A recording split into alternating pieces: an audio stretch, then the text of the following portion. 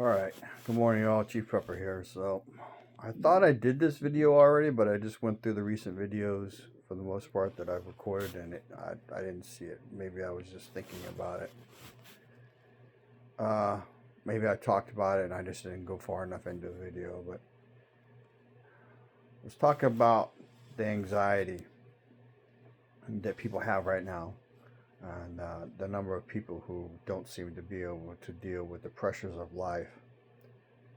Then let's talk about how most Americans, if they're not married to a service member who's gone off to war or to a first responder, the goodbye kiss and hug that happens, because I can tell you it was pretty fucking stressful. The 4 times I said goodbye to my wife and went to a war zone. So basically, in a modern warfare, if you deploy for a year, which is what the army normally does, we go over there, and then starting at month 3, they start giving people an R&R break.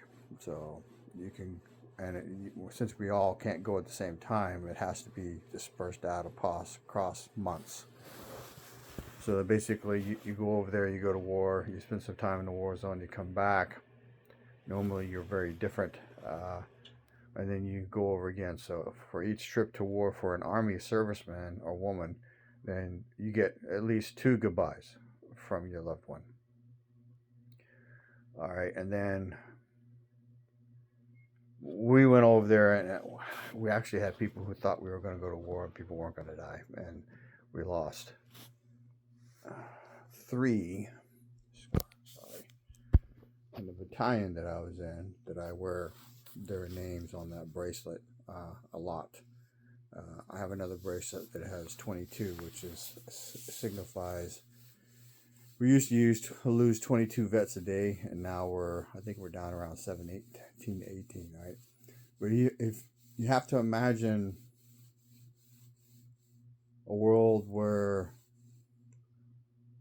grieving is going to be hard to do, you actually don't do it, and when maybe you should or want to, you do it when you can, because when there's fighting going on, you're only going to grieve when you have time,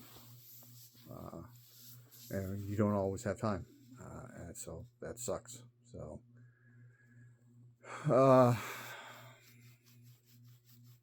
just think about that. Think about all the pressures and how much worse it's going to get,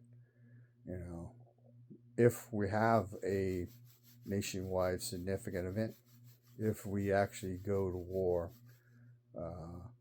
if we have people attack us here in America on a large scale, not on a small scale, if we lose electricity, if there is a food shortage,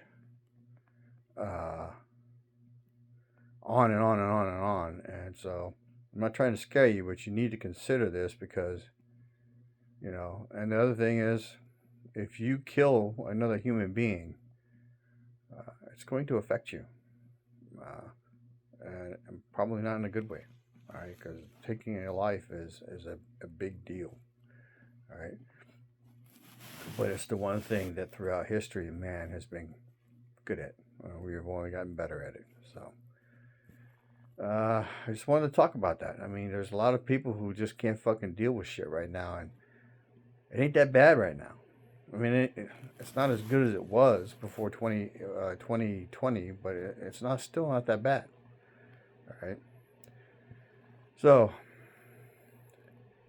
information is knowledge and power. Live a little, prep a lot, share love where you can. Chief Prepper out.